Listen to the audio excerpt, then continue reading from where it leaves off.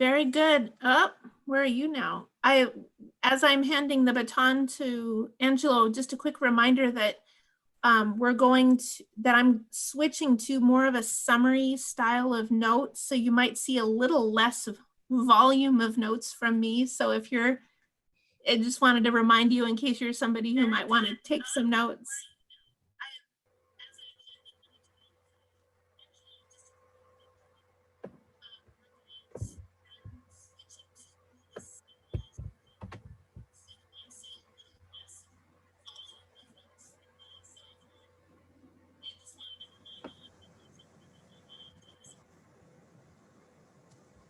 I'm sorry about that. I think the YouTube was running in the background.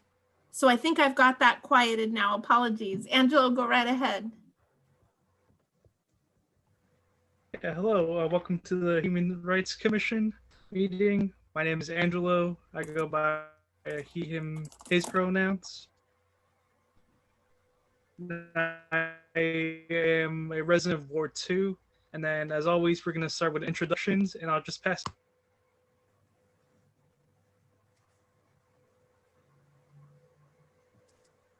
Krista, do you want to go next? Hi, everyone. I'm Krista, and I use her, she, her pronouns, and I am from Ward 4. And I'm going to give it to David.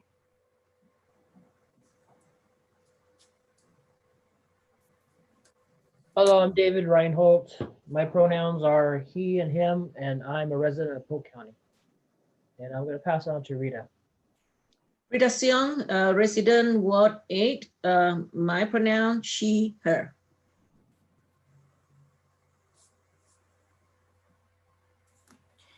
And the way we've kind of fallen into doing introductions is when you introduce yourself, then you say the next person who will introduce them. Thank you. The next person, Tricarico. Thanks. Tricarico, Ward 2. My pronouns are they, them. I'll pass it to Debbie. Debbie Aguilar, Lieutenant with Salem Police. I'm the liaison between the Police Department and the Human Rights Commission. And I don't think Drew has gone, so I'll pass it to Drew. Hi, I'm Drew. I go by he, him pronouns, and I am a resident of Ward 3. And I will send it over to Kelsey. Great. Thank you, Drew. My name is Kelsey Murray. My pronouns are she, her, hers, and I am a resident of Ward 2. Cindy, have you gone yet?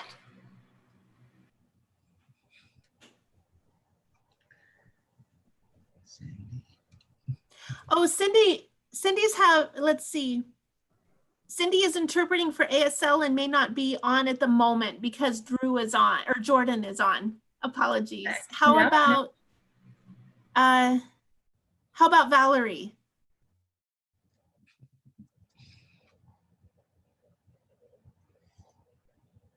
Well, welcome, Valerie. Dr. Brown, do you want to say hi? Hello, everyone. I am a resident of Ward 5, and I go by pronouns he and him. And again, it's good to be here. Thank you. Thank you. And Eunice, do you want to introduce yourself too? Sure. Eunice Kim, I'm the long-range planning manager for the city of Salem, and I go by the pronouns she, her, and I'm happy to be back. Awesome. Thanks for being here. Angelo's having internet issues, so he's switching devices and we'll be right back. And Valerie let us know that their mic is not working. So is there anyone with us who hasn't introduced themselves yet? All right, very good. We don't have a quorum, so we're just going to jump right ahead. I'm going to offer a reminder quickly that it helps facilitate our interpretation when you're beginning to speak. If you pause and do what I forgot to just do, which is to say, hi, this is Gretchen. Doing that quick thing helps focus interpretation to you in your screen, your square. So if you could do that really quick, and I'll work on remembering to do that too. The next item on our agenda is public comment, and I haven't received any outside of the meeting. Is there anybody in the meeting tonight that would like to provide public comment? All right, hearing none, then I think Eunice, we can welcome you back. We had Eunice speak to us at an earlier stage in this really important planning process. And we're glad to have you back, Eunice, and to hear how things are going and how we can assist you. So go right ahead. Sure. Thank you so much. This is Eunice Kim. Thank you so much. Can I share my screen? Yes, and if you find you can't, let me know if there's something I should do to enable that. Okay.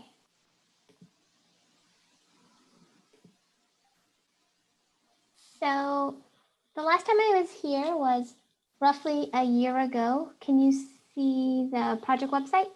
Yeah, great. I was here roughly a year ago, and we were just kicking off the visioning phase of the Salem Project. And just as a reminder, the Salem Project is an update to our comprehensive plan. And the comprehensive plan really is the overarching goals, policies, and map that guide how we grow and develop in the future. And so we've been spending the last year out and about in the community, asking people what their priorities are for growth, whether it's around housing, transportation, the environment.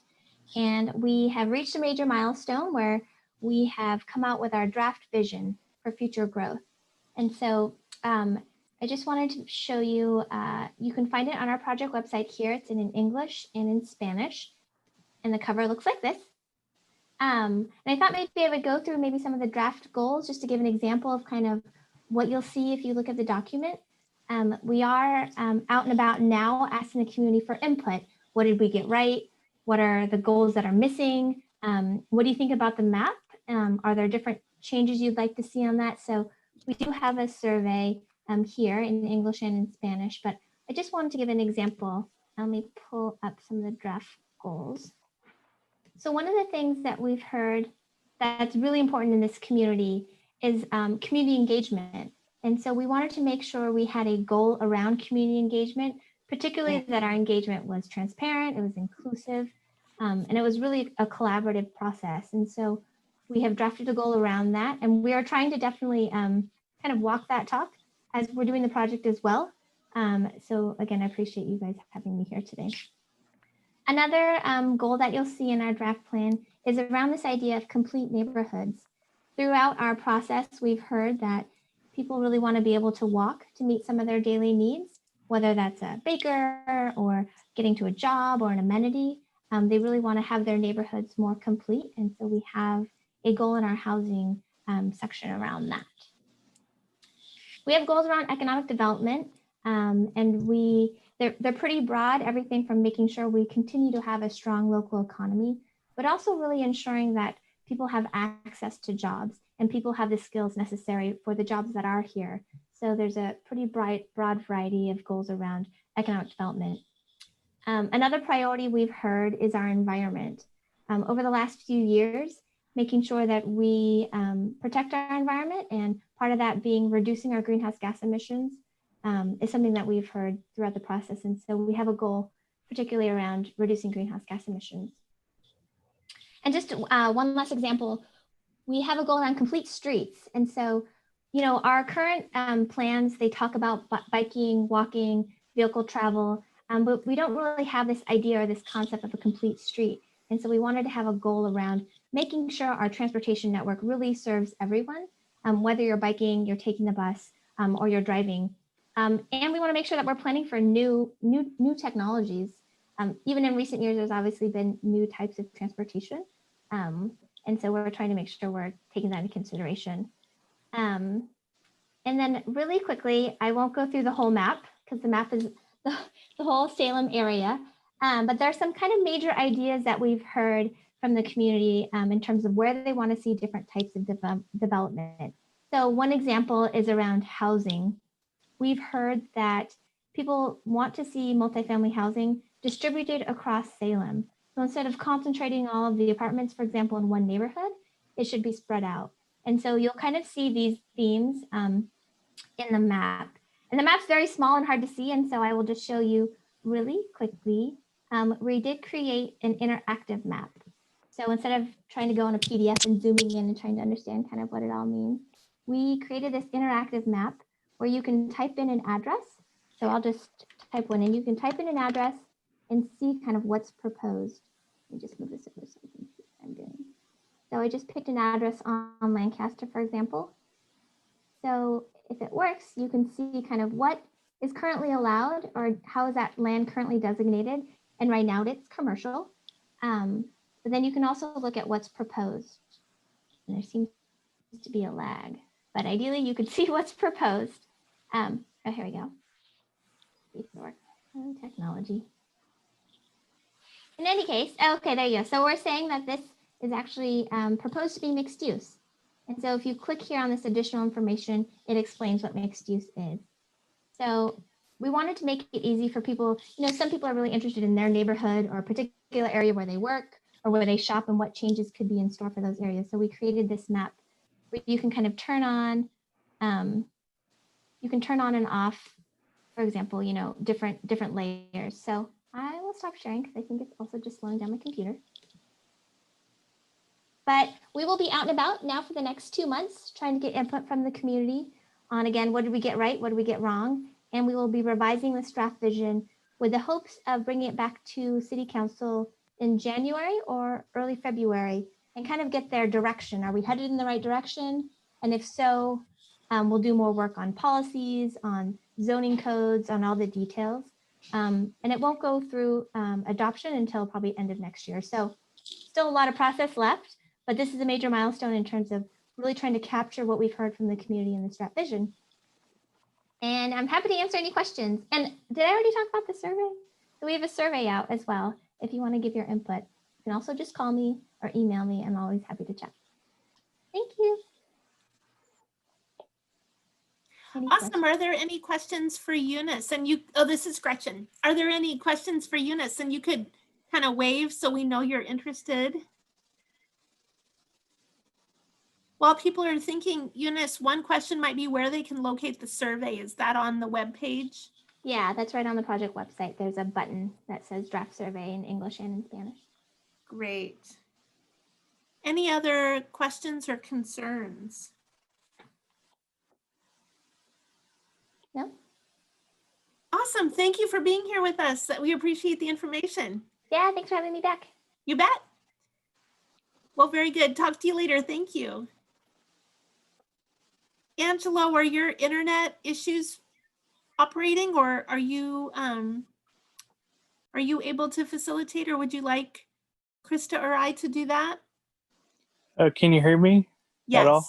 Yes. Okay, I'm guessing we're in bias crime update then?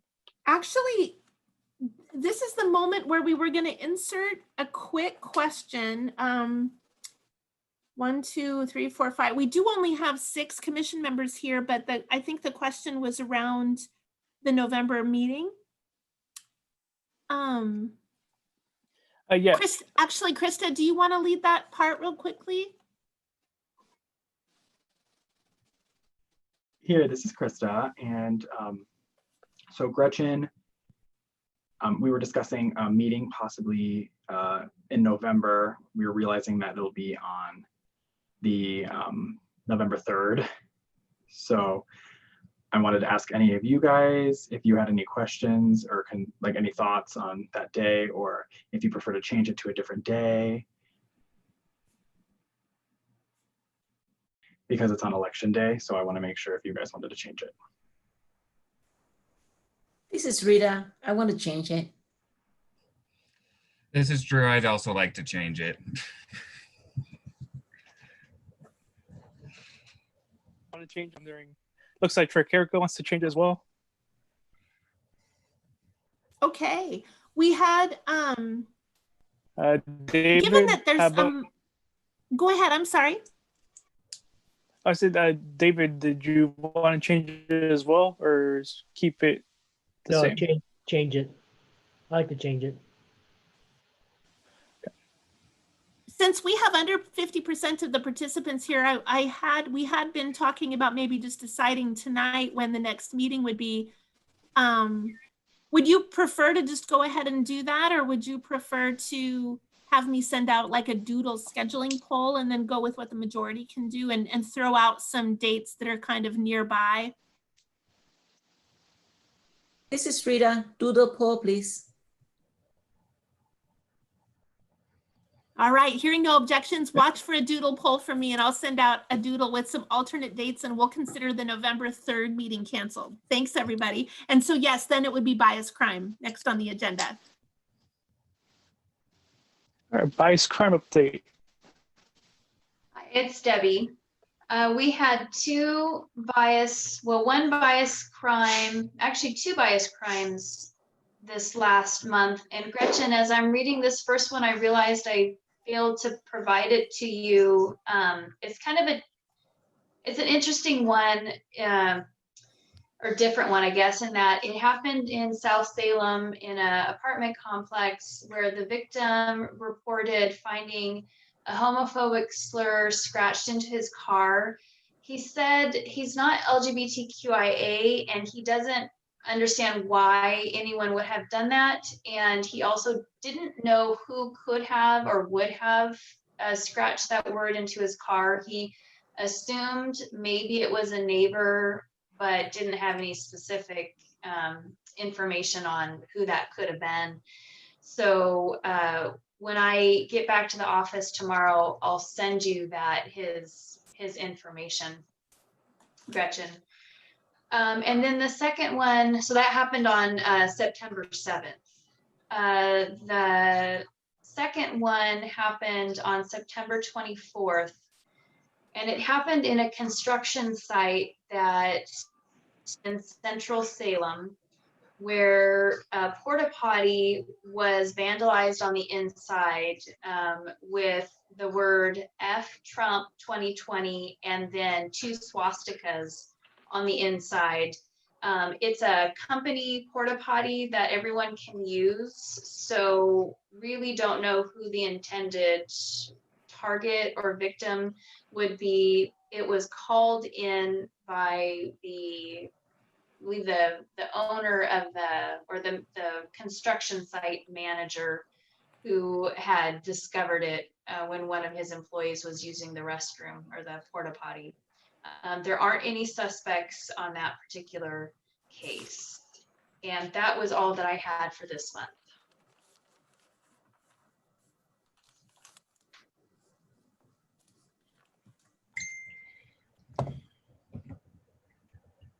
Thank you. Any follow-up questions?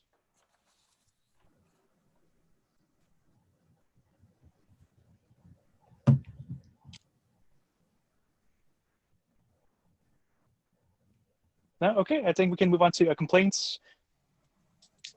You bet. This is Gretchen, and I received one situation this month that I worked with. In this case, the person was applying for a program with an agency which provided some supports or services for people who identify in Black, Indigenous, or people of color, various people of color specific communities.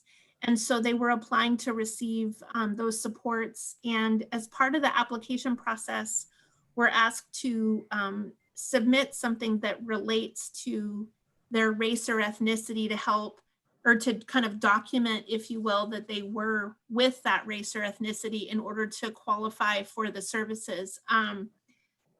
They called into the Human Rights Commission very concerned and outraged about that idea, thinking that how do you prove your identity? How offensive would it be to be asked to kind of prove who you are at your core?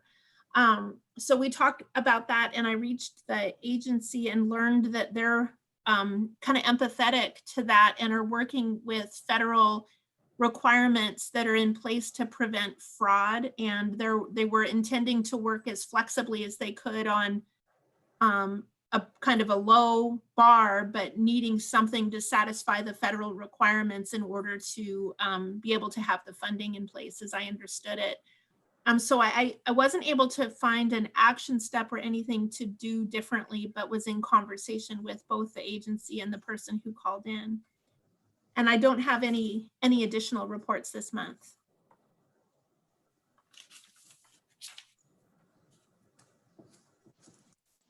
All right, thank you, Gretchen. I think we can move on to task force and project updates. This is Gretchen. Or Commissioner Waters was unable. awareness. I'm Yeah, not sure. Mike was unable to be here tonight. I'm sorry to talk again, but Commissioner Waters sent me their updates for both the groups that they support, and also there's other people here who are at the committees, and you also have the notes from the committees in your meeting material tonight. So that's an additional reference. But I can share for the, let's see, we're on the awareness group. Mike said that they would like to ask commissioners to volunteer if they are willing to do a commercial similar to the example that Mike drafted. You might have seen in the attachments on the email for tonight's meeting, there's an example of what a commercial, so to speak, would look like coming from a member of our commission. Mike put one together to serve as a template or an example. The format would be as follows. I'm reading from Mike's email, that you would introduce yourself. If applicable, you would share relevant life experiences and background about the community that you come from.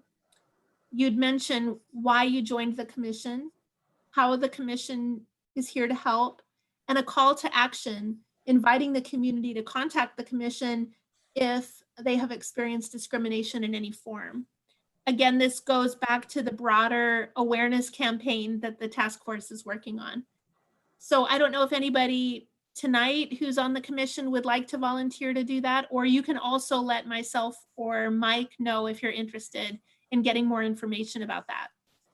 And that concludes the report that Mike put together for me.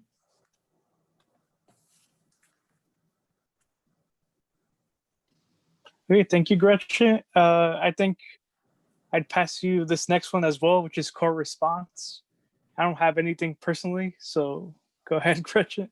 And this is Gretchen, and I don't as well. We've been talking with Bella. Bella's unable to be here tonight, about the complexities of conducting training related to oppression in this format, and just some of the, I guess, difficulties in doing that. And at this time, we don't have anything scheduled. The broader objective, again, with this area is to continue to provide training and information that can be helpful to each of us as we work to support people who've dealt with or experienced discrimination. And so we had in mind an idea of doing a training related to the broad systemic themes of oppression, and don't have that queued up. So at this time, we don't have a report.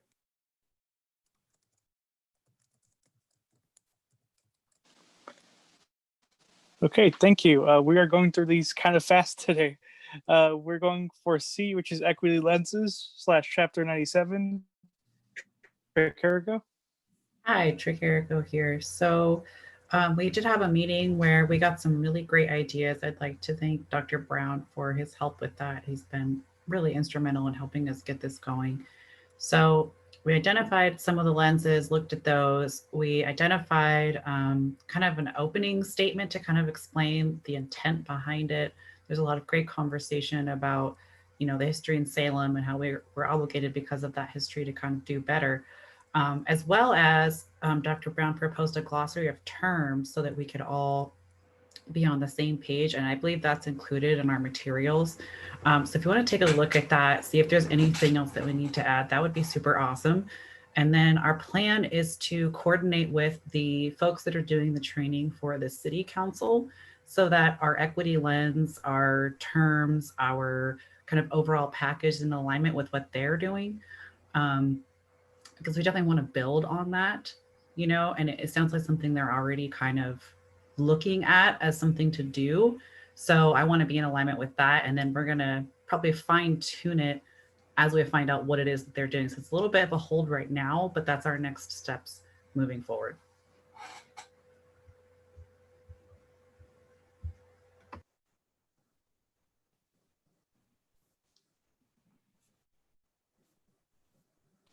Thank you, Tricarico. Any questions regarding to that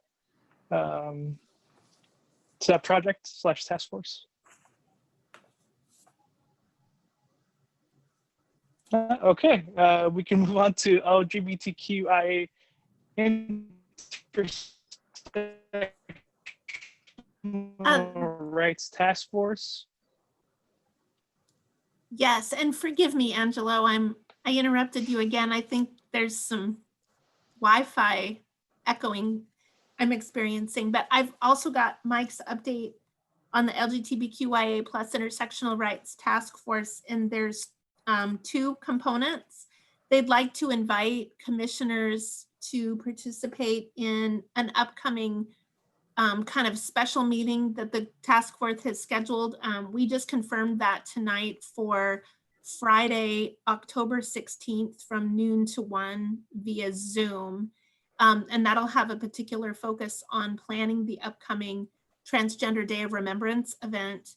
So if anyone is interested, you're absolutely welcome. Just let me know and I can get you the Zoom link. And then the second part of Mike's update is to remind commissioners of the Transgender Day of Remembrance, which is scheduled for Friday, November 20th, and planned to be a digital event.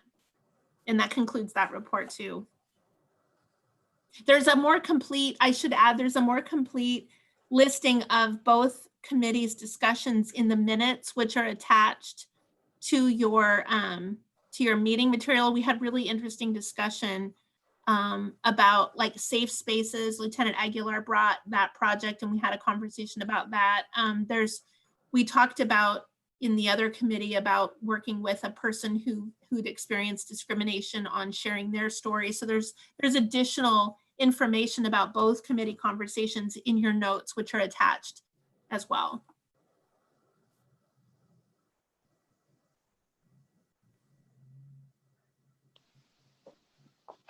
Thank you, Gretchen. And then, yeah, it's very important that you guys go back and look at those notes because I think there's very valuable information. And let's move on to Unsheltered Neighbors. Krista?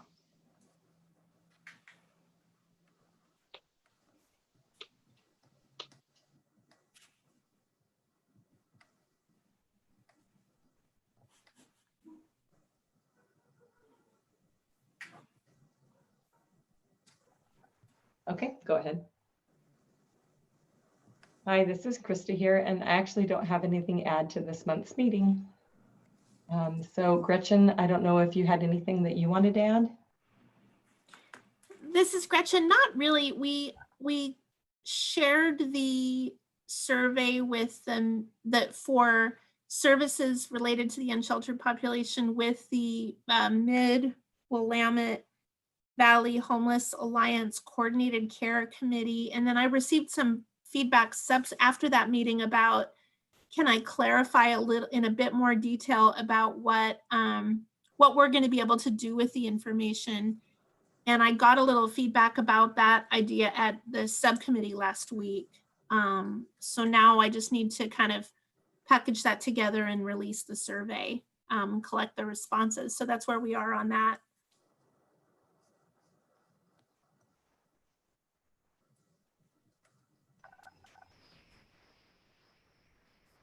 All right, thank you, Krista. And then youth outreach, Nathan isn't here, and I don't have anything for that topic. So I think staff updates. We are cruising tonight. This might be a record. Honestly, I don't have anything substantive tonight either. So I would say no report. How about the community calendar? That's on there. I've been terrible at neglecting that lately. Just a reminder, Capitol Pride is going to meet this month. That's in our notes from last month. And I am not aware. I mean, there's things going on. I've not done a good job of compiling the activities lately into a combined calendar. I'll try to find some support or some help from someone at the city to do a good job on that again. I used to do a good job pre-pandemic of collecting everything into our one-page document, and I've been less good at that lately. I know there's activities happening both in person, maybe down at the Capitol, for example, and also digitally. Capitol Pride is scheduled for, I think, the morning of October 11th, if I'm not mistaken, and that's in our notes from last month. I don't know if others have events or activities to share with the group.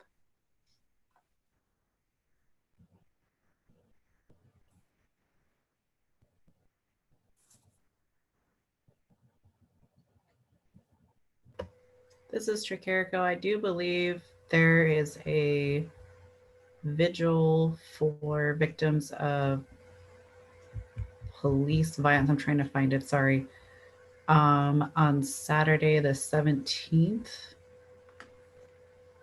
Let me see if I can find it. Yes, 5 p.m. at Riverfront Park.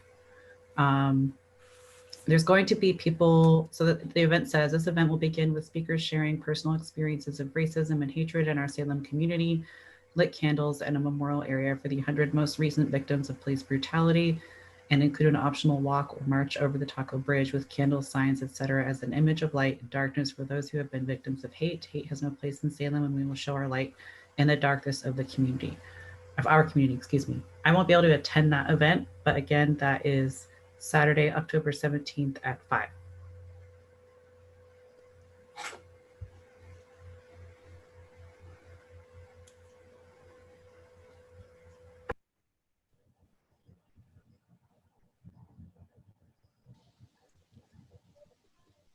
Thank you for sharing that, Tricarico. And then I guess member remarks / announcements, if anybody has anything.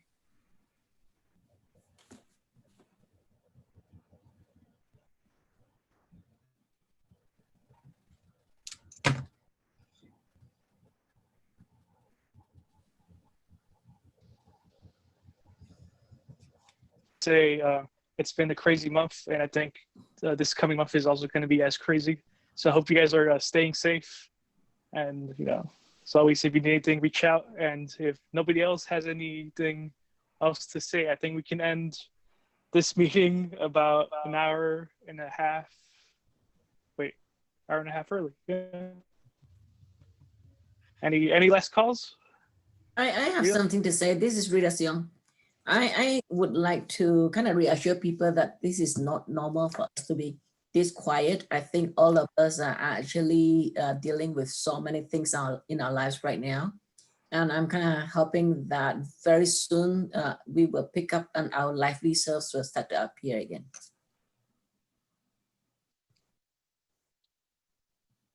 Right, Angelo? Yes. Thank you, Rita. Yes. Yeah, I apologize. I look kind of tired. I think everybody's been busy, all that. So yes, we are normally not this quiet. So hopefully we can continue.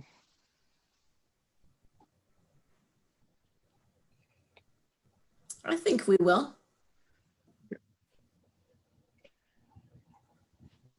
All right. So we're all good. Yeah, if nobody has anything else, this meeting is adjourned, dismissed. Thank you. Stay safe, everyone. Bye. Bye-bye.